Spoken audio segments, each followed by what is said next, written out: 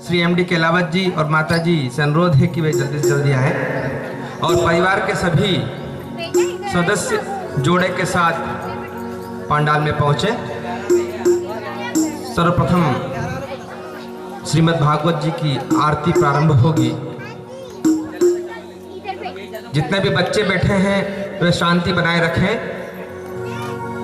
तो आप सभी को आनंद प्राप्त होगा। माताएं बहनें जिस उद्देश्य से आई है वो उद्देश्य की पूर्ति होगी।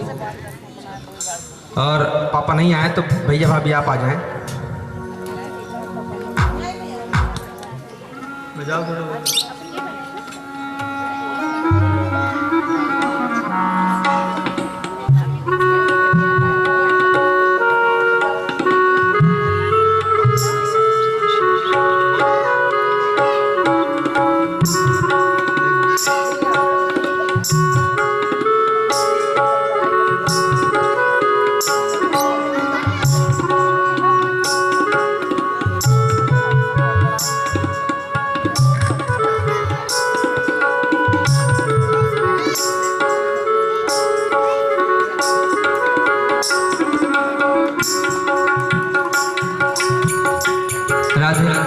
हरि ओम श्री राधे हरि हरि।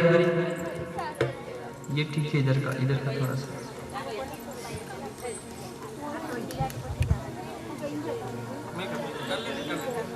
हरि ओम श्री राधे। हेलो हरि ओम। इको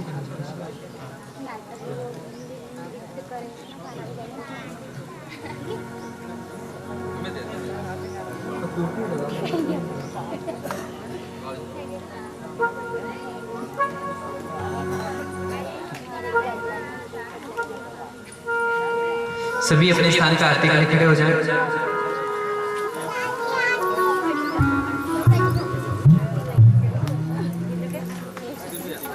बोले गणेश जी महाराज की जय, द्वारिकाधीश भगवान की जय, श्रीमद् भागवत महापुराण की जय। श्री भागवत भगवान की है आरती, पापियों को पाप से तार दे। भगवान की है आरती, पापियों को पाप से तार दे। भागवत भगवान की है आरती, पापियों को पाप से तार दे।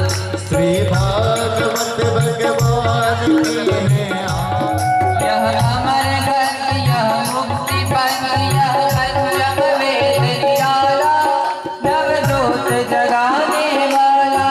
यह अमर ग्रंथ, यह मुक्ति पंथ, यह पंचम वेद निराला, नवजोत जगाने वाला। हरि ध्यान यही, हरि नाम यही, हरि नाम यही, हरि नाम यही, जग के मंगल की आरती। पापियों को पाप से निकालती श्रीनाथ भगवान की है आरती पापियों को पाप से निकालती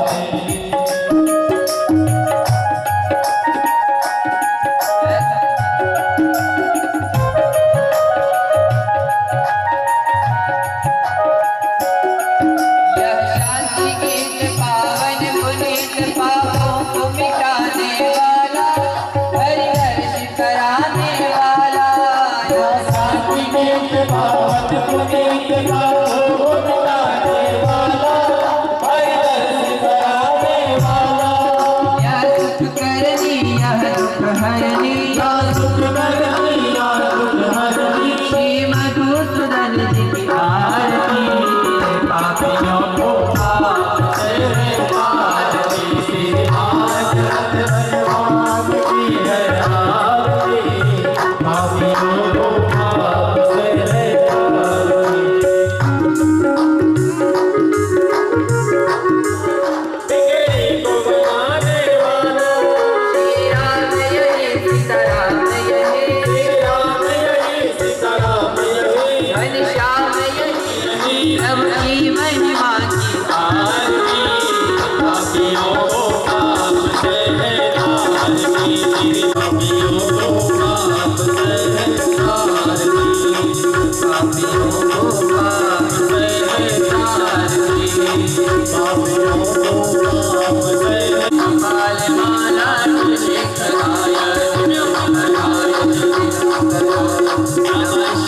नमः शिवाय नमः शिवाय श्रीमद् भागवत महापुराण की जय द्वारिकाधीश भगवान की जय नमः पार्वती पते हर हर महादेव हरि ओम जलेन शीतलीकरणं मा सुदूरणं मा देवानिवन्दनं मा कतिमन्त्रपुष्पाञ्जलिं हरि ओम ॐ जगनेन जग्नमय जन्त देवास्तानि धर्माणि विद्यमान्यासन्ना की जय राधे रानी सरकार की जय राजा रामचंद्र भगवान की जय वीर बजरंगबली महाराज आज की जय गुरु महाराज की जय नमः पार्वती पते हर हर महादेव हर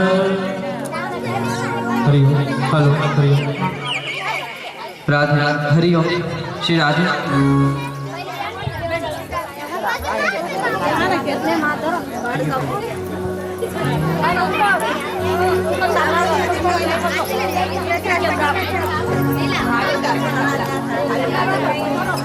सभी अपने स्थान पर विराजित हो जाएं।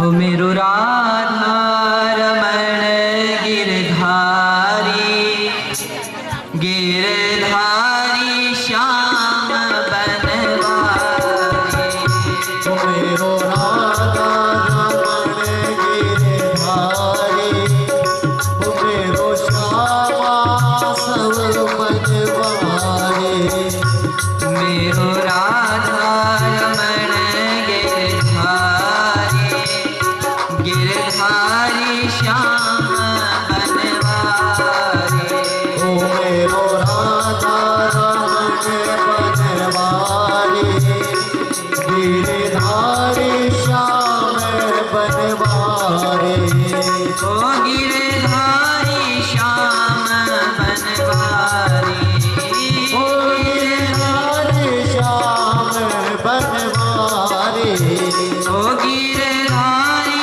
श्याम बनवारी गिरधारी श्याम बनवारी ओ मेरो राधा रमण गिरधारी गिरधारी श्याम बनवारी मेरो राधा रमण गिरधारी गिरधारी श्याम बनवारी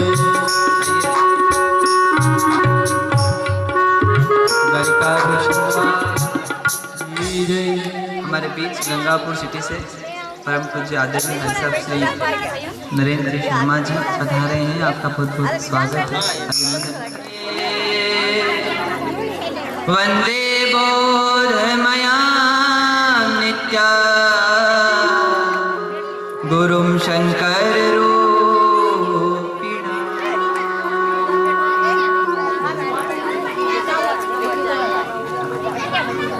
आपके पास में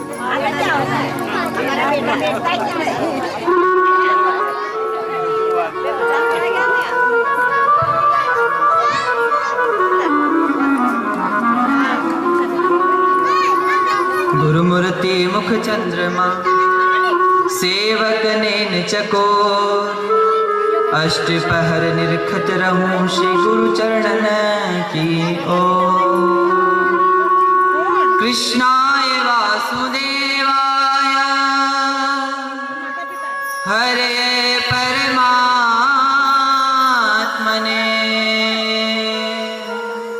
प्रणतः क्लेशनाशाय श्री गोविंदाय नमो नमः। श्री राधे मेरी स्वामिनी मेरा राधे तेरो दास जन्म जन्म मोह दीजियो श्री चरणन को नागेंद्र हाराय त्रिलोचनाय वस्वांगरागाय महेश्वराय नित्याय शुद्धाय दिगंबराय तस्मै नकाराय नमः शिवाय मंदाकिनी सल्लचंदन चर्चिताय नंदीश प्रमदनाथ महेश्वराय मंदार पुष्प बहु पुष्प सुपूजिताय तस्मै मकाराय नमः शिवाय शिवाय गौरी वदनाब्जनंद सूर्याय दक्षाज्वरनाशकाय श्रीनीलकंठाय वृषध्वजाय तस्मै श्रीकाराय नमः शिवाय वशिष्ठ कुंभोद्भव गौतमार्य मनीन्द्र देवार्क शेखराय चंद्रार्कविश्वालोचनाय तस्मै वकाराय नमः शिवाय यक्ष स्वरूपाय जटाधराय पिनाकहस्ताय सनातनाय पवन कुमार। बोले हनुमान जी महाराज की। हरे कृष्णा कृष्णा कृष्णा हरे हरे हरे कृष्णा कृष्णा कृष्णा हरे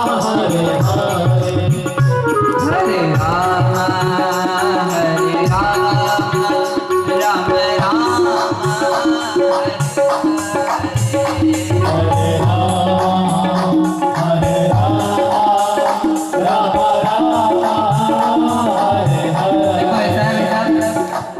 सारी उम्र गुजार दी इस डर में कि चार लोग क्या कहेंगे। सारी उम्र गुजार दी बाबूजी इस डर में कि चार लोग क्या कहेंगे। और आखिरी में चार लोग कहते हैं राम नाम सत्य है और सत्य बोलेंगे। अरे बोलने को जुबा दी तू बोलता क्यों नहीं, ले हरि नाम मुँह को खोलता क्यों नहीं। आज का ना बोलना उस दिन याद आएगा, बोलना तो चाहेगा पर बोल प्रेम तू। हरे कृष्णा कृष्णा कृष्णा हरे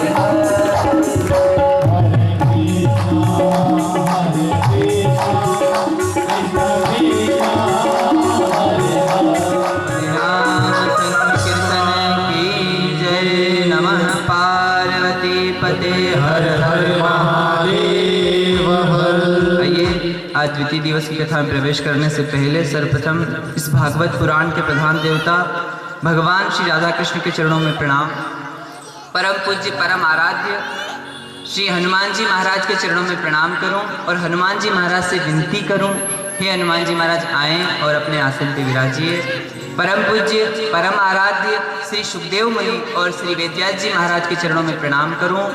इस कथा को कहने वाले नैमिषारण्य तीर्थ में बैठे हुए सुत जी भगवान और श्रवण करने वाले शौनकादिक ऋषियों के चरणों में प्रणाम करूं। श्री परीक्षित जी महाराज के चरणों में प्रणाम करूं। स्थान देवता, नगर देवता, आवास देवता, वासु देवता, सभी देवी देवता को चरणों में प्रणाम कर विनती करूं कि कृपा करें। आचार्य ब्राह्मण देव का चरणों में प्रणाम। माँ सरस्वती ने हृदय से प्रणाम करूं। साज और सासुर बेटा भाई लोगों को प्रणाम।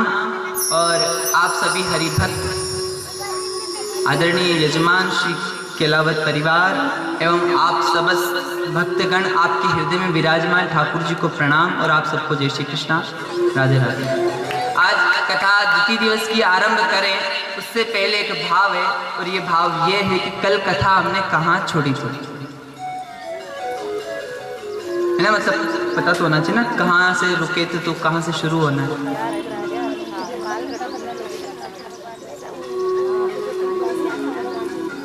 विशेष आप सबसे मेरा निवेदन है, 7 दिन में जितना हो सके ओम नमो भगवते वासुदेवाय का आपको जप करना है और कथा को ध्यान में रखना है कि कहाँ कथा को छोड़ रहे हैं। अगर आप कथा को ध्यान में रखोगे तो आपको ध्यान रहेगा कि कथा कहाँ से कहाँ जा रही है। तो महाराज जो का मन से कहीं भी कह देगा, क्यों बाबूजी सही छे, महाराज तो कहीं बक देगा, आप तो बेटी की कथा हो रही है तो हो रही है, पर अपने को ध्यान रहना चाहिए कि क्या कहा, कल क्या कहा था, आज कहाँ जा रही है गाड़ी, फिर कल कहाँ जाएगी। ठीक है, तो आप लोगों को इस क्रम को ध्यान रखना है। कल कथा कहाँ छोड़ी थी, कल भक्ति का कल्याण हुआ था भागवत से। भक्ति क्या है, भक्ति का नाम है, हम तो भगवान की भक्ति कर रहे हैं। कैसे कर रहे हैं, भक्ति के 9 अंग भागवत ने बताए हैं और रामचरितमानस में बाबा ने भी 9 ही अंग बताए हैं। भक्ति का अर्थ ये है भगवान को पाने के रास्ते, कितने 9, और 9 में से एक भी अगर हम चलते हैं, एक का भी अनुसरण करते हैं तो भगवान हमें मिल जाते हैं कि नहीं मिल जाते। तो आइए श्री सुध जी महाराज नैमिषारण्य तीर्थ में कथा प्रारंभ करते हैं। और नैमिषारण्य तीर्थ में पद्म पुराण की एक कथा है। भागवत का महत्व कहते हुए श्री सुध जी महाराज कह रहे, संतों तुंगभद्रा नदी के किनारे एक नगर है, उस नगर में एक ब्राह्मण रहता है जिसका नाम है आत्मदेव। आत्मदेव ब्राह्मण के यहाँ महाराज वो कोई खेती बीजता है, वो खेती बांझ रह जाती है। कोई पेड़ लगाता है तो पेड़ फल नहीं आता, और कोई गाय लेके आता है तो वो गाय उसके यहाँ दूध नहीं देती, और उसके यहाँ भी कोई संतान नहीं थी। और महाराज वो अपने आप को अमंगल मानने लगा। कुछ लोग होते हैं ना, आप शकुन मानते हैं कि भाई मेरे से ऐसा हो रहा है तो ये चीज गलत आ गई, ऐसा कुछ नहीं होता है। पर ये अपने आप को अपशकुन मांगने लगा कि मेरे यहाँ कोई गाय भी आ जाए तो वो गाय मेरे घर के अंदर आती है तो भाई कुछ ना कुछ तो मेरे घर में है। अब मैं कुछ फसल बोता हूँ तो फसल में फल नहीं आता है, फिर भी कोई दिक्कत है। मैं कोई पेड़ लगाता हूँ तो पेड़ पे ही फल नहीं आता है, गाय दूध नहीं देती, मेरी खेती आती नहीं है, और मेरे यहाँ भी कोई संतान नहीं है, तो कुछ ना कुछ तो है। तो महाराज वो यज्ञ करता है, जप करवाता है, पूजा करवाता है। संतुष्टि नहीं मिली तो देह त्याग करने के लिए जंगल में जाता है, और जंगल में जाकर एक संत मिलता है। सुनो, जब जीवन में संत आता है ना महाराज तो जीवन बदल जाता है। जीवन, क्योंकि रामचरितमानस में बाबा तुलसीदास जी ने भी कहा है, बिनु सत्संग विवेक न होई और राम कृपा बिनु सुलभ न सोई। महाराज संत मिले, संत ने ब्राह्मण देवता से पूछा, गुरुजी आप उदास क्यों हैं? उन्होंने कहा, भैया मेरे यहाँ सब कृपा है, धन खूब है, पर मेरे यहाँ कोई संतान नहीं है। अच्छा जीतनगर वाले एक बात बताओ, जिसके यहाँ संतान है वो सब सुखी हैं क्या? सभी सुखी हैं ऐसा तो नहीं है। बेटा होगा और बेटा सेवा ही करेगा ऐसा तो कोई कंफर्म है नहीं। पर फिर भी महाराज ब्राह्मण देवता कह रहे हैं गुरुजी से, मेरे यहाँ संतान नहीं है इसलिए मैं उदास हूँ। मैं घर छोड़ के आया हूँ, मैंने यज्ञ करवा लिया, पूजा करवा ली, जप करवा लिया, जो विधान थे सब करवा दिए, पर मेरे यहाँ संतान की प्राप्ति नहीं हुई, तो मैं अपने शरीर को छोड़ने के लिए आत्महत्या करने जा रहा हूँ। अब गुरुजी ने कहा, भैया मानव तन तो बहुत अनमोल है और तू ऐसे ही इसे छोड़ रहा है, तू तो भगवान को शुक्रिया कर। हमें हमेशा भगवान को शुक्रिया करना चाहिए, पर हम हमेशा रोते रहते हैं भगवान के सामने, ये नहीं दिया, वो नहीं दिया, ये नहीं करा, वो नहीं करा। सोचो तो कितना दिया है, अच्छा दिया कि नहीं दिया? सबसे पहला तो महाराज सबसे पहली बात तो शरीर जो पूरा स्वस्थ दिया है। भगवान एक आंख फोड़ देता तो, एक आंख का नहीं देते तो क्या करते, और एक हाथ नहीं देता तो। सबसे पहले तो उसका शरीर स्वस्थ दिया है, उसके बाद उसने अच्छा कुल दिया है, अच्छा कुल दिया है, उसके बाद अच्छा परिवार दिया है। फिर भी हम मुंह चढ़ा के रहते हैं, फिर भी उसके पास जाते हैं तो रोते रहते हैं, भगवान ये नहीं हुआ, ये नहीं हुआ। अरे भगवान भी कहता होगा, प्यारे इतना देने के बाद भी तो कहता है कुछ नहीं दिया, दिया कि नहीं दिया? ये रो रहा है। गुरुजी ने कहा, गुरुजी से कह रहा है, मुझे मेरे पास तो कुछ नहीं है, मेरे संतान है नहीं तो मेरा सारा सुख ये सब व्यर्थ है। गुरुजी ने कहा, तेरे संतान नहीं है तो तेरे कोई चिंता नहीं है। बेटा होता तो बेटा बड़ा होता, पढ़ाना है, फिर बेटा बड़ा हो शादी करना है, और उसके बाद फिर उसको नौकरी लगवाना है। कितनी जिम्मेदारी, इतना समय तू जिम्मेदारी करने में, पूरी करने में जो बिताएगा, वो सारा समय तू भगवान का भजन करने में बिता। क्या करने में? भजन कर। भजन करेगा तो पार होगा, हाय हाय करेगा तो डूब जाएगा, और हरी हरी करेगा तो तर जाएगा। और जैसे ही कहा, अब इनको बात बेटी नहीं, ये कह रहे गुरुजी आप तो सन्यासी हो, आप तो सन्यासी हो, आपको क्या पता है कि संतान का सुख क्या होता है? हम गृहस्थ हैं, हमें पता है। और जैसे ही कहा गुरुजी के सामने कह रहा है, गुरुजी अगर आप आज मुझे ऐसा आशीर्वाद दो कि जिससे मेरे यहाँ संतान हो, नहीं तो अगर आप ऐसा आशीर्वाद नहीं देंगे तो मैं आपके सामने ही अपने प्राण। जीतनगर वालों को समझ में आ रहा है कि नहीं आ रहा है ना? नहीं आए तो बोल देना। और जैसे ही कहा प्राण छोड़ दूंगा, गुरुजी ने कहा ठीक है भैया ऐसा करो।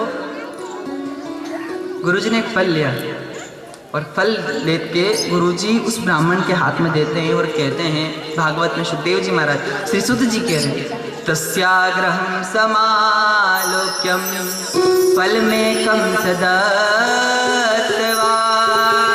इदं भक्ष्ये पत्न्या त्वं ततः पुत्रो भविष्यति। गुरुजी ने एक फल लिया, फल दिया, और फल देकर गुरुजी ने कहा भैया इस फल को अपनी पत्नी को खिलाना, उसकी कृपा होगी। किसकी? ऊपर वाले की। क्या बात है महाराज, परमात्मा की कृपा होगी, ऊपर वाले की कृपा होगी, तो तेरे यहाँ योग्य बालक का जन्म होगा। ले ये फल ले जा। अब ब्राह्मण ने फल ले लिया, फल लेकर घर आया, घर आकर पत्नी को दिया और पत्नी से कहा इसे खा लेना, गुरुजी की कृपा से, ठाकुर जी की कृपा से हमारे यहाँ संतान होगी। अब एक बात बताओ जीतनगर वालों, एक और प्रश्न है मेरा। धर्मपति, इतनी कितनी सारी कथा हो गई होगी, या तो हम तो पहली बार ही आए हैं, तो बाबूजी अभी तक कोई कथावाचक नहीं हो कहा कि भैया धर्मपति होता है, धर्मपत्नी होती है, धर्मपति नहीं होता, धर्म पत्नी होती है, धर्मपति नहीं होता है। क्यों? क्योंकि पति को अगर वैकुंठ ले जा सकते तो पत्नी ले जा सकती है, और पत्नी नहीं, धर्म पत्नी। पत्नी तो पतन का कारण होती है। पत्नी कौन? जो संडे को कहे कि चलो होटल में चलेंगे। पत्नी कौन? जो रविवार के दिन गए घूमने चलेंगे। और धर्म पत्नी वो होती है, चलो आज संडे उज्जैन महाकाल चलेंगे। हाँ चलेंगे। धर्म पत्नी वो जो खुद का भी, धर्म पत्नी क्यों कहा है इसका एक और कारण है। पति बाहर जाएगा, काम करेगा, तो महाराज व्यवहार में कुछ न कुछ थोड़ा बहुत तो झूठ बोलना ही पड़ता है। व्यवहार में थोड़ा बहुत तो खट्टा मीठा हो ही जाता है, किसी का मन दुख जाता है अपने कारण, और पति के कारण मन दुख गया तो पत्नी को पता है कि कहाँ से आ रहा है, किसका दिल दुख के आ रहा है। तो वो पत्नी जो आ रहा है पति के हाथ से, महाराज वो पत्नी उसमें से 10% धर्म में लगा देगी और खुद वैकुंठ तो जाएगी, पति को भी साथ में ले जाएगी। उसका नाम है धर्म पत्नी।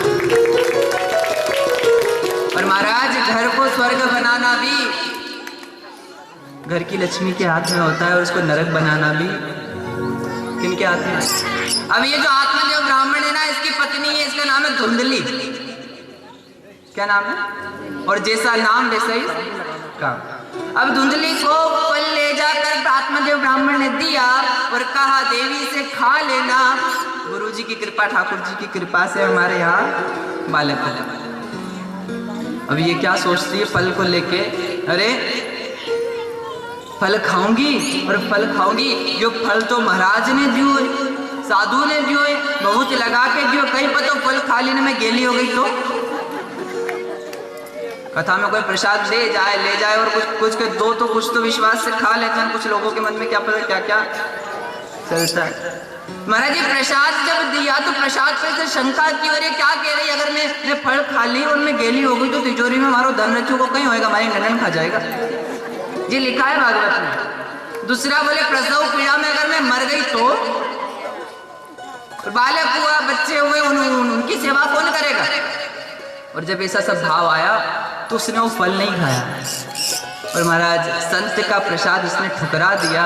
इस बात का ध्यान रखना, इस संसार में एक संत की वाणी और संत का प्रसाद कभी खाली नहीं जाता है, और जिस पर कृपा राम जी की होती है उसी को संत का प्रसाद और संत का दर्शन मिलता है। एक बार सभी कहेंगे राधे राधे।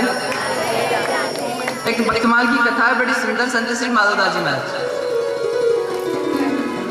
माधवदास जी महाराज एक महाराज जो बाबा होता है, जो संत होता है, वो भिक्षा करने जाता है। और भिक्षा करने माधवदास जी एक मैया के यहाँ रोज भिक्षा करने जाते थे। वो मैया नास्तिक थी, मानना कुछ नहीं, भगवान भगवान कुछ नहीं होते, ऐसे नास्तिक भाव था। उसके यहाँ एक बेटा था जिसकी शादी हुए 15 वर्ष हो गए थे। ध्यान दो, अब 15 वर्ष हो गए शादी को, कोई पोता है नहीं। और महाराज इसके यहाँ वो महाराज रोज भिक्षा मांगने जाते माधवदास जी, और माधवदास जी भिक्षा मांगने जाते, ये रोज भगा देती। ये कहते माँ भिक्षाम देही यात्रा, भगवान ने हाथ पैर दिए सही सलामत, मांगने की कह दो, कमा के ही खा लो। रोज महाराज रोज भगा देती और महाराज रोज जाते मांगने।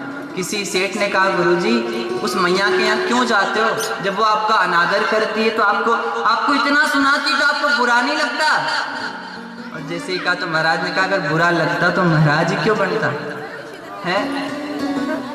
अगले दिन फिर गए और अगले दिन फिर जाकर इन्होंने कहा भिक्षाम दे ही। अब ये मैया घर के अंदर लगाया कभी पोता गोबर से, लगाते ना पोता, तो ये माँ आज चौका लगा रही थी गोबर से, कपड़े में गोबर लेकर लीप रही थी। और जब लीप रही थी गुरुजी गया, गुरुजी ने कहा भिक्षाम देही, और जैसे ही कहा भिक्षाम देही, इसको तो बहुत जोर से आई रीस, और रीस माथे पोता उठाया, बोले रोज करो जा जाए, आज झंझट खत्म ही करना। और पोता उठाया और जोर से फेंका, और जैसे ही महाराज के ऊपर फेंका महाराज की छाती से, और महाराज ने वो पोता लिया और झोली में रख लिया। और महाराज बोले संत माधवदास उत्तर इसका देगा, संत माधवदास उत्तर इसका, या भाई घबरा गई कहीं पर तो महाराज श्राप नहीं दे दे। फिर दौड़ के गुरुजी के पास गई और जाकर गुरुजी को प्रणाम किया और गुरुजी से क्षमा मांगी, गुरुजी क्षमा कर दो, क्षमा कर दो। इसे लगा अपराध तो हो गया। गुरुजी कह रहे हैं संत माधवदास उत्तर इसका देगा, और पोता तूने दिया है तो जा पोता ही तुझे मिलेगा। क्या मिलेगा? पोता। महाराज इसे संत कहते हैं। कुराड़ी चंदन को काटती है, काटती है नहीं काटती है, पर चंदन का क्या गुण है? हाँ, सुगंधित, जो काटने वाले को भी सुगंधित कर दे महाराज, वो संत का स्वभाव होता है। जब पोता तुझे मिलेगा ऐसा कह के गुरुजी चले गए, और जाकर 1 वर्ष बाद उस बुढ़िया के बेटे के यहाँ पोता हुआ, और पोता हुआ गांव की सखियां आई गीत गाने, और गीत गाने आई तो महाराज ये रो रही है, और रो के क्या कह रही है? पोता दियो ना प्रेम से, मैं तो दियो मार। मैं महाराज के पोतों को प्रेम से थोड़ी दियो, तो मैं तो महाराज ने मारी थी।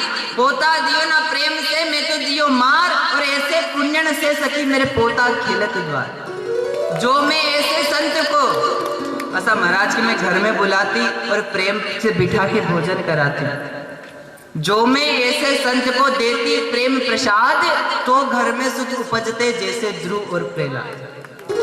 अगर संत को मैं बिठा के प्रसाद कराती, संत तो संत होता है, इसलिए कहते हैं ना क्या कुछ नहीं करना है, प्रथम भगति संतन कर संगा। भगवान को पाना है जीतनगर वाले नहीं पाना। बोलो राधे राधे।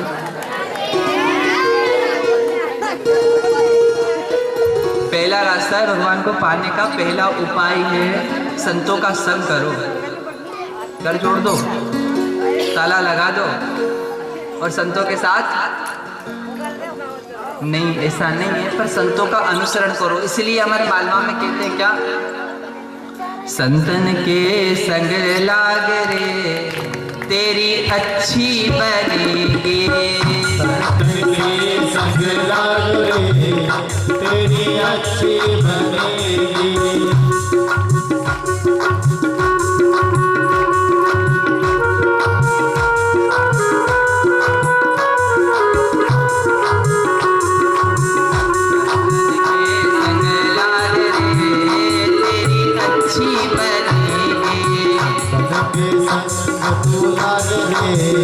तेरी अच्छी बनेगी, अच्छी बनेगी तेरी बिगड़ी बनेगी,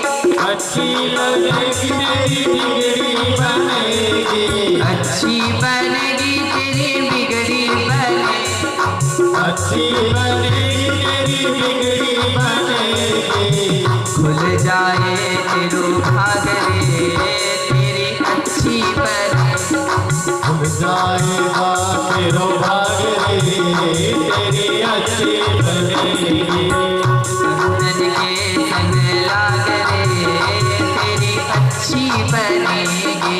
बंधन के संग तू लाग रे तेरी अच्छी बनेगी। काका से तोहे हंस बनायो। कागा से तोहे हंस बनायो। काका से तोहे हंस बनायो। कागा से तोहे हंस बनायो। जाग सके तो जाग रे तेरी अच्छी बनेगी। जाग रे तो जाग रे तेरी अच्छी बनेगी।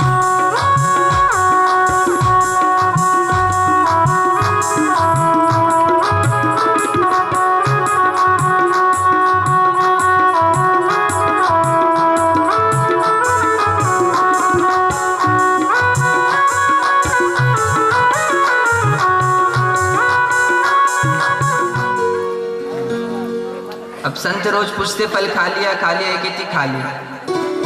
अब महाराज थोड़े दिन बीते, इसकी बहन आई ध्यान कथा में।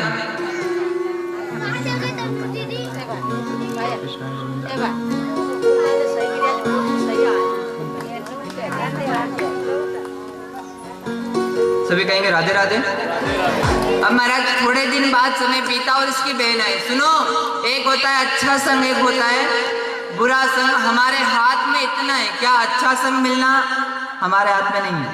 अच्छा संग तो उसकी कृपा से मिलता है। किसकी कृपा से? सत्संग महाराज हमारे हाथ में नहीं है, ये तो उसकी कृपा होगी। पूरबला जन्म को करियो हुयो पुण्य होगा तो महाराज भगवान की कथा सुनने को मिलेगा। और महाराज ये भगवान की कृपा से संभव है। पर हमारे हाथ में क्या है? बोले हमारे हाथ में इतना है, कम से कम हम बुरा संग ना करें।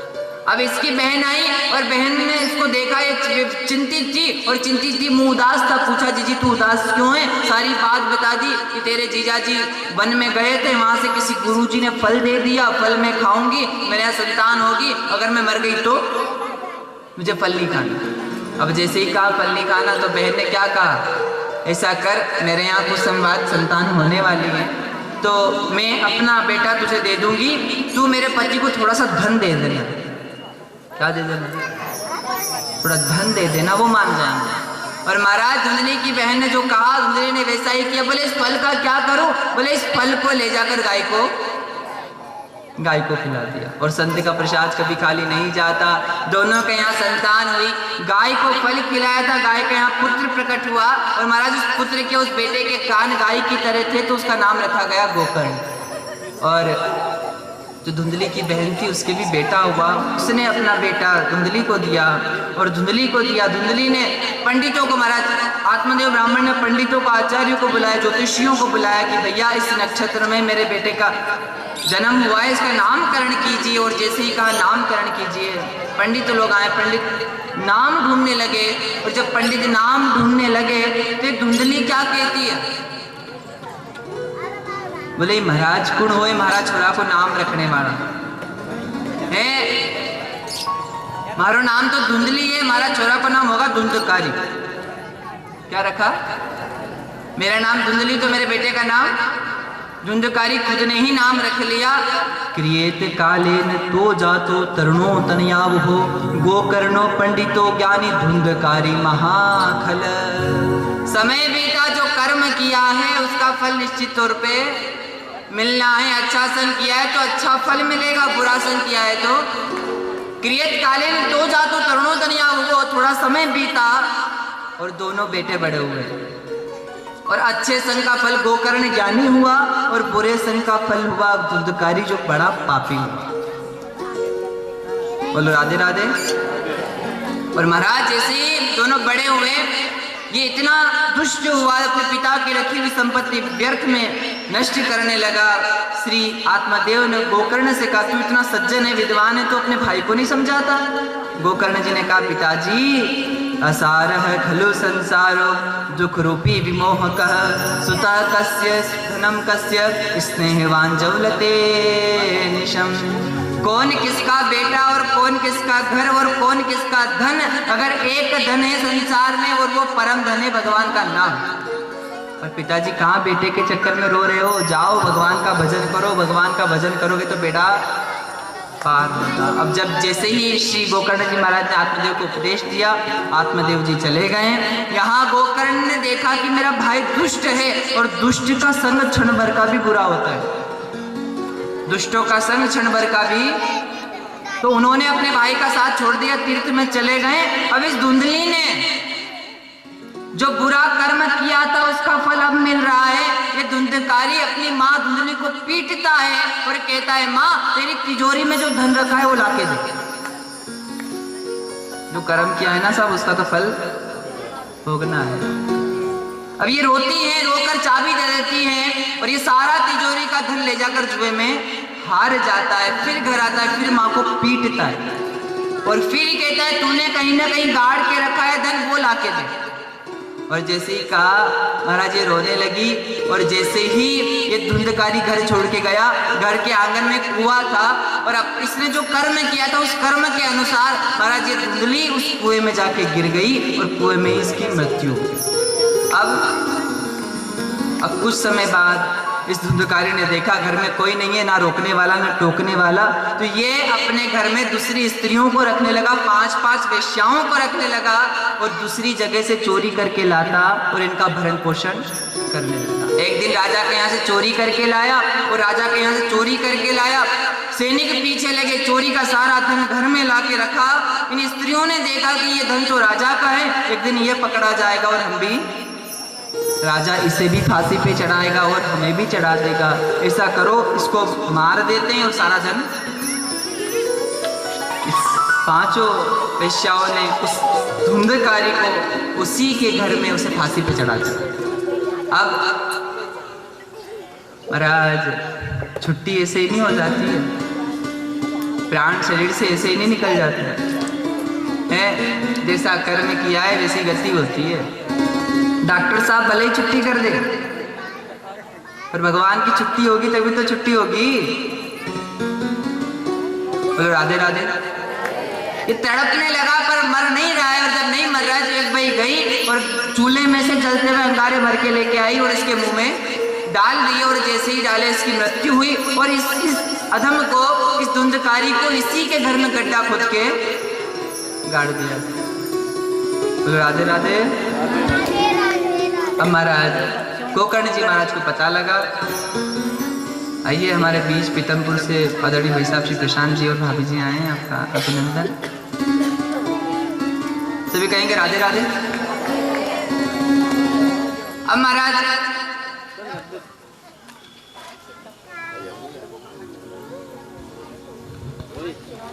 गोपाल कृष्ण भगवान की।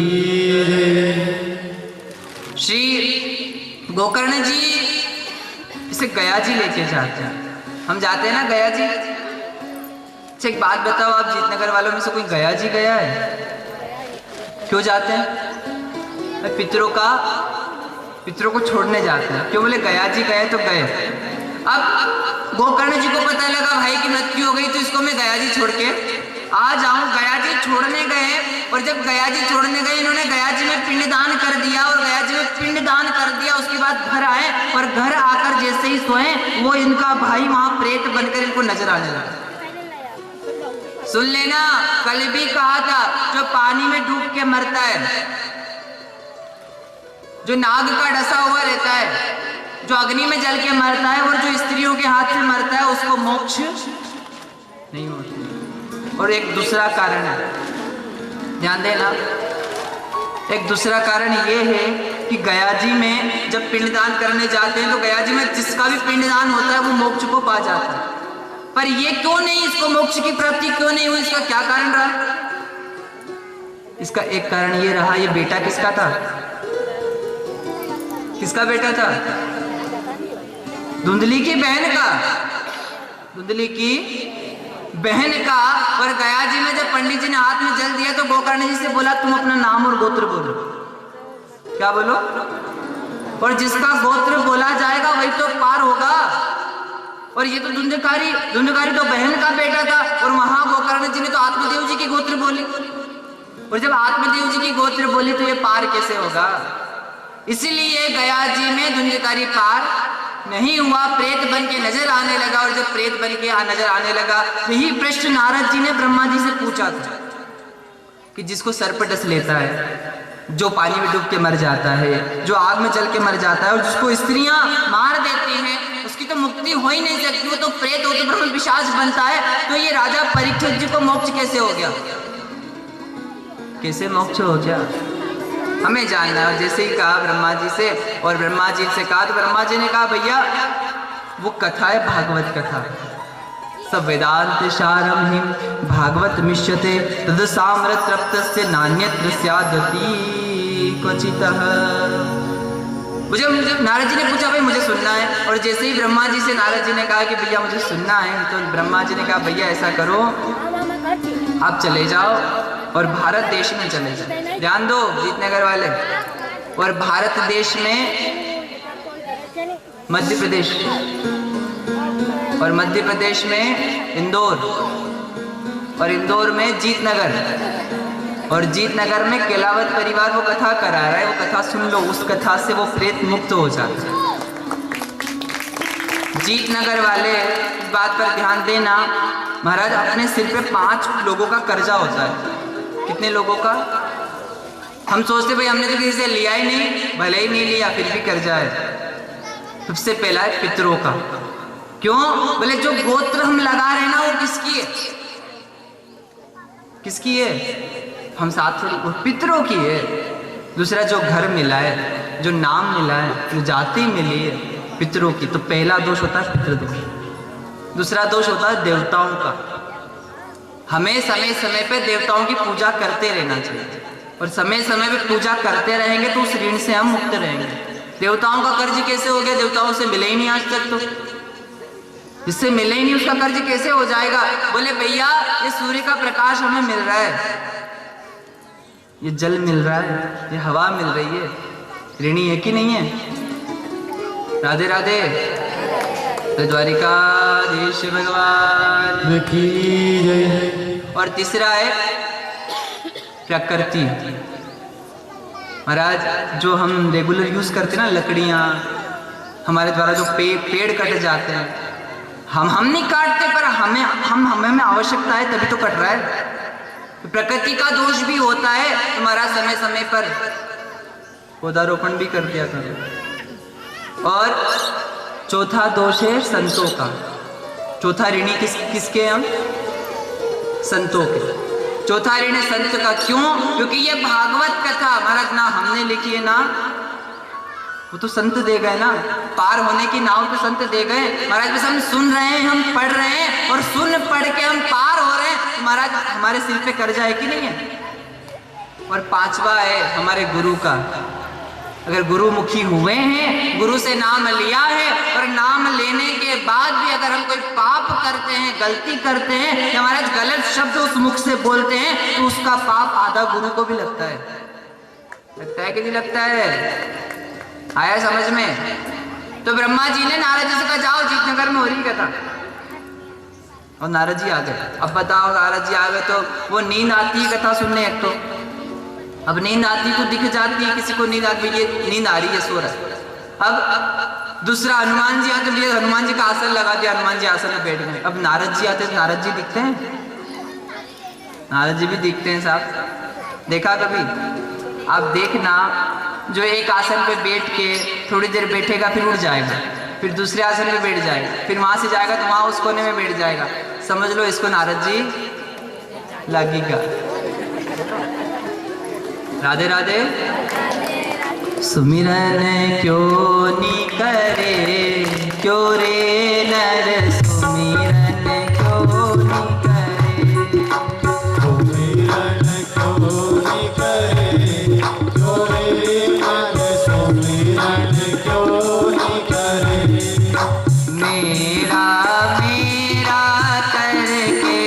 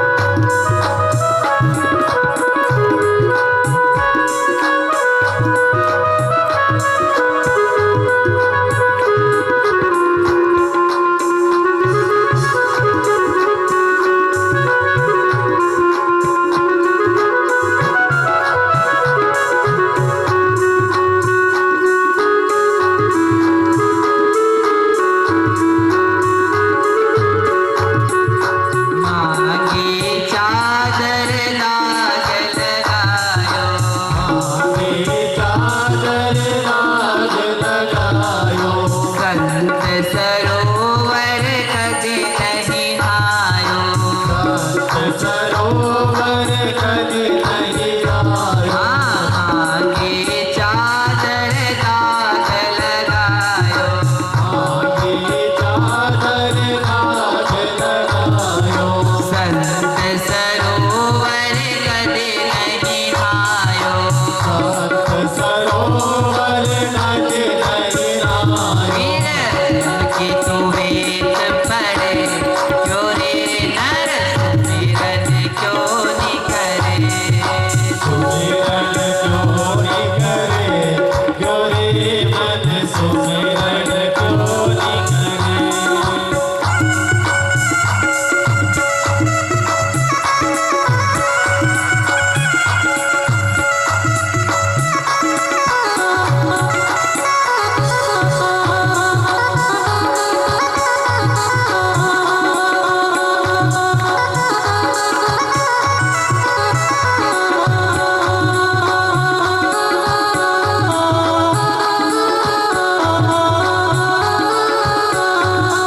दस मास तुझे समझायो, दस मास तुझे समझायो। कौन करार करके तू आयो। करार करके तू आयो। अग्नि वेद पढ़े क्यों रे नर सुमिरन क्यों नहीं करे। सुमिरन क्यों नहीं करे, क्यों रे मन सुमिरन क्यों नहीं करे। भक्त वत्सल्य भगवान की जय। बोलो राधे राधे। और नहीं खाने वाला भी जाएगा तो अमीर भी जाएगा तो बास पे ही जाएगा, और गरीब भी जाएगा तो बास पे ही जाएगा। अमीर भी जाएगा तो महाराज 4 लोग ही लेके जाएंगे, और गरीब भी जाएगा तो अमीर भी जाएगा तो लाल सफेद कपड़े में जाएगा, और गरीब भी जाएगा तो जिंदगी भर जोड़ा जोड़ा जोड़ा जोड़ा जोड़ा दौड़ दौड़ के काम करे, वह सासू टंगी दीवार पे वहां से देखिए, वो हार लटके वो हार हिले वहां हंसे सासू जी देखिए होगा नहीं दीवार पे। तो अब भाई पड़ोसन ने के कि हमारी सासू हंसे मारे देख के, तो पड़ोसन के सासू किरणों चाहे भाई मैं भी थारा जैसी दौड़ दौड़ के मरेगी नहीं, यहाँ फोटो में टंगी, तो तू भी दौड़ दौड़ के मर जाएगा, जोड़ के मर जाएगा ना, फोटो में बाजू में टंग जाएगा। तो क्या जाएगा, बोले एक हरि नाम जाएगा। मेरा मेरा करके गवाया, साथ में तेरे कुछ ना आया, खाली तेरा दिन याद करे कितना दिन, अच्छी माँ बटी तो बटे ही बटे। बोलो राधे, जोर से राधे राधे। तो यहाँ आत्मदेव ब्राह्मण की कथा में महाराज इतना भाव है, आत्मदेव कोई और नहीं है, आत्मदेव हम ही हैं, हमारे ऊपर ही हम महाराज। एक अच्छा संग एक होता है बुरा संग। सुमति कुमति सबके अंदर होती, कोई सुमति गोकर्ण को आगे बढ़ा देता है और कोई कुमति धुंधुकारी को आगे बढ़ा देता है। जो गोकर्ण को आगे बढ़ाता है वो पार हो जाता है, और जो धुंधुकारी को आगे बढ़ाता है वो डूब जाता है। इतना सा महाराज श्री सुत जी कहते हैं, वो प्रेत ने गोकर्ण से प्रार्थना की मेरी मुक्ति का कोई साधन करो, और महाराज मुक्ति का साधन श्री गोकर्ण जी महाराज सूर्य नारायण भगवान के पास जाते हैं, और सूर्य नारायण भगवान के पास जाकर सूर्य नारायण कहते हैं सब वेदांत सारम भागवत मिश्यते तदसाम्रतस्य नान्यत्र साधुति क्वचित्। हे गोकर्ण जाओ और भागवत का पाठ करो, भागवत पारायण करो, और भागवत का पारायण करोगे तो प्रेत की मुक्ति हो जाएगी। और महाराज कुल में कैसा भी पितृदोष हो, जिस कुल में भागवत का आयोजन होता है वो कुल पितरों के ऋण से मुक्त हो जाता है। राधे राधे। तो यहाँ अब कथा हुई, कथा में सब गांव वाले हैं, जैसे जीतनगर वाले हैं। अब जीतनगर वाले आए तो केलावत परिवार कथा करवा रहे। अब कथा हुई तो पहले दिन महाराज जब सब लोग आ गए कलश यात्रा में, तो प्रेत विचार करे मैं कहाँ बैठूं, है ना, हम तो आसन में बैठ जाएंगे, कुर्सी में बैठ जाएंगे, और महाराज प्रेत कहाँ बैठेगा। तो इस भाव से जब वो धुंधुकारी वहां आया तो धुंधुकारी ने जगह ढूंढी, अब धुंधुकारी हवा जैसे चलती वैसे वो। अब कथा सुनने के लिए तो एक जगह बैठना पड़ेगा, वहाँ एक बांस रखा हुआ था, उस बांस में जाके वो बैठा, और महाराज जैसे ही बांस में जाके बैठा, पहले दिन कथा हुई, पहली सीढ़ी चढ़ा, दूसरे दिन दूसरी सीढ़ी चढ़ा। इस प्रकार 7वें दिन 7 सीढ़ियाँ चढ़ गया। और महाराज जी 7 सीढ़ियाँ हमको भी चढ़ना है।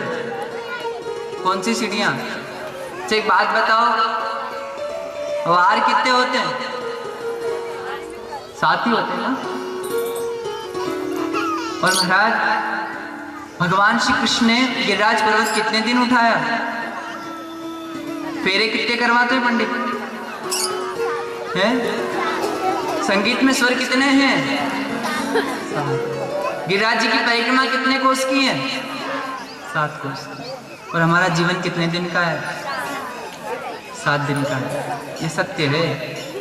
सोमवार, मंगलवार, बुधवार, गुरुवार, शुक्रवार, शनिवार और सोमवार को जन्म हुआ भैया, मंगलवार को बड़े हो गए, बुधवार को शादी हो गई और गुरुवार को बच्चे हो गए, शुक्रवार को बीमार हो गए, शनिवार को अस्पताल गए और रविवार को ना राम नाम सत्य हो गया। इतना जीवन है।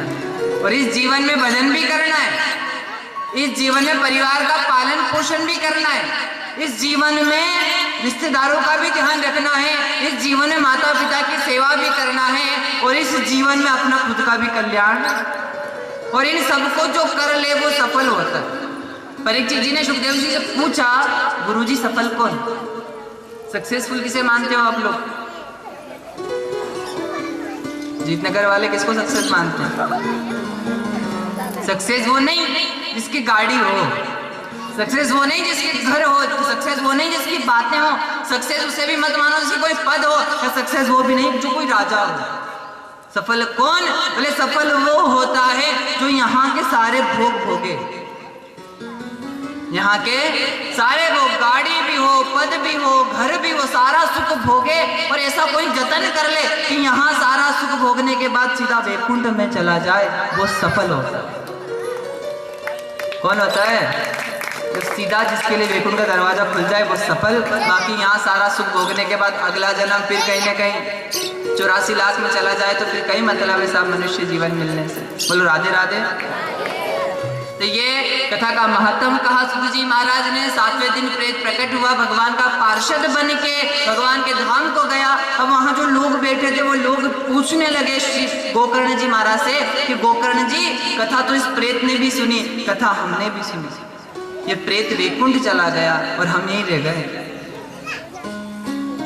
क्या कारण रहा?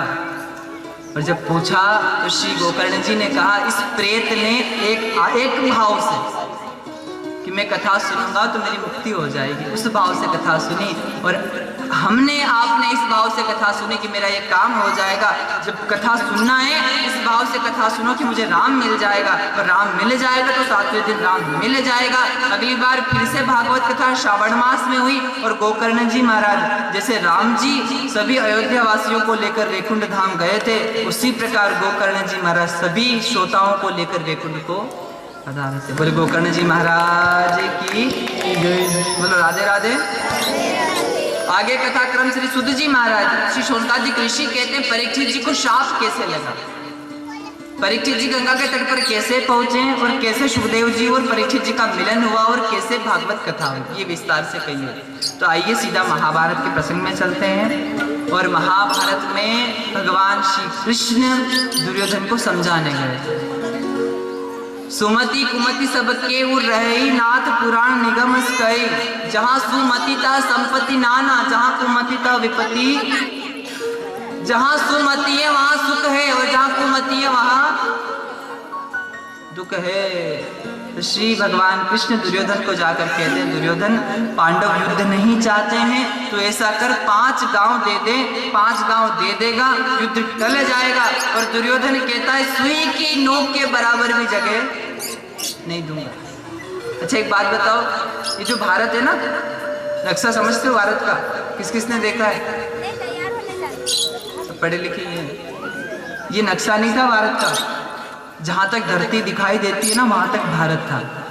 कहाँ तक? जितनी धरती दिखाई देती वो सारा देश भारत ही था, पर बढ़ते बढ़ते बढ़ते बढ़ते छोटा सा नक्शा रह गया। और महाराज इतने बड़े भारत में से मात्र भगवान ने कहा था 5 गांव दे दे। कितने? पर जिसके सिर पे पाप चढ़ता है ना उसके सिर पे राम का नाम नहीं चढ़ता। क्या मजाल जीव की जो राम नाम लेवे, पाप मारे ठाप की तो मुंडो पैर ले साहब। भगवान कृष्ण कह रहे हैं ये गलत है, ये अधर्म है, ये कुरीति है, तू गलत कर रहा है, पाप है। और जैसे ही कहा पाप है, दुर्योधन कहता है जानामि धर्म नचमे प्रवृत्ति जानाम अधर्म नचमे निवृत्ति केनापि देवेन अधिसंसितेन यथा नियुक्त उसमें तथा करोमि। अच्छा एक बात बताओ जीतनगर वालों, अच्छा बुरा किसको नहीं पता होता है? ये अच्छा है ये बुरा है किसको नहीं पता है? सबको पता है। जानामि धर्म, हे कृष्ण आप कहते हैं कि ये अधर्म है, ये अधर्म है, मुझे पता है, पर मैं अधर्म करना बंद कर दूं, मेरी आदत नहीं है, और मैं धर्म करूं ऐसा मेरा स्वभाव नहीं है। आपको जो अच्छा लगे वो करो। और जैसे ही कहा ये तू गलत कर रहा है, और जैसे ही कहा तू गलत कर रहा है, तो सिटी मार ना। बोले भक्त वत्सल्य भगवान की, सब कहेंगे राधे राधे। भगवान कृष्ण समझा रहे हैं और दुष्ट दुर्योधन भगवान को ग्वाला कह रहा है, तू काला है, तू ग्वाला है, और सैनिकों से कह रहे हैं बांध लो, से बंदी गृह में डाल दो। और जैसे ही बांधने का आदेश दिया, भगवान कृष्ण ने कहा भैया मैं काला हूं। अच्छा भगवान काले क्यों हैं जीतनगर वाले? किसी को पता है आपको? अच्छा एक बात बताओ, जितना मनक बनाया किने बनाया? भगवान ने बनाया। तो का तो हाथ में संचोत हो नहीं, समझो नहीं संचोत, उसके तो हाथ में ही था ना कि भाई काला बनना है, गोरा बनना है, नील वर्ण होना है, श्याम वर्ण होना है, उसके हाथ में था। तो फिर वो काले क्यों बने? दुर्योधन कह रहा तू काला है, तू काला है, इसको बांध दो। और महाराज भगवान किसी के बंधन में नहीं आते हैं। भगवान अगर बंधता है तो भगवान मात्र प्रेम के बंधन में बनता है, जो माँ यशोदा के बंधन में बना। किसके? महाराज भगवान काला है। भगवान कृष्ण ने कहा दुर्योधन हाँ मैं काला हूं, क्यों? बोले तेरे जैसे दुष्टों के लिए मैं काल बन के आता हूं, इसलिए मैं काला हूं। क्यों हूं?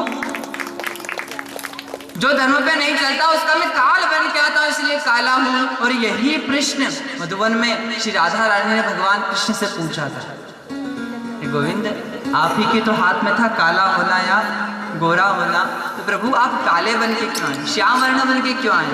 और जैसे ही कहा, भगवान कृष्ण मां राधा रानी से कहते हैं देवी जब मंदिर में पूजा होगी तो तू मेरे साथ खड़ी होगी, तू मेरे साथ खड़ी होगी। तेरा गौर वर्ण और मेरा श्याम वर्ण, अगर मैं भी गौर वर्ण हो जाता तो तेरी शोभा कम हो जाती। मैंने तेरी शोभा बढ़ाने के लिए अपनी शोभा थोड़ी कम कर दी।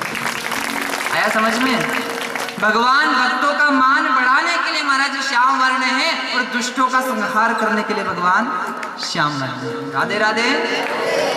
दुर्योधन को समझाया, नहीं समझा, भगवान आ गए और आकर दुर्योधन का 56 भोग त्याग कर विदुर जी की पत्नी के कुटिया में जाकर भगवान प्रवेश करते हैं। और विदुरानी ने भगवान कृष्ण को देखा, और भगवान श्री कृष्ण की प्रतीक्षा में खड़ी विदुरानी ने भगवान को जब देखा, तो महाराज जब घर में अतिथि आता है तो हम कुर्सी लगा देते हैं, आसन लगा देते हैं, सोफा लगा देते हैं। उसकी कुटिया में कुछ नहीं था, उसकी कुटिया में एक बाजोट रखा था,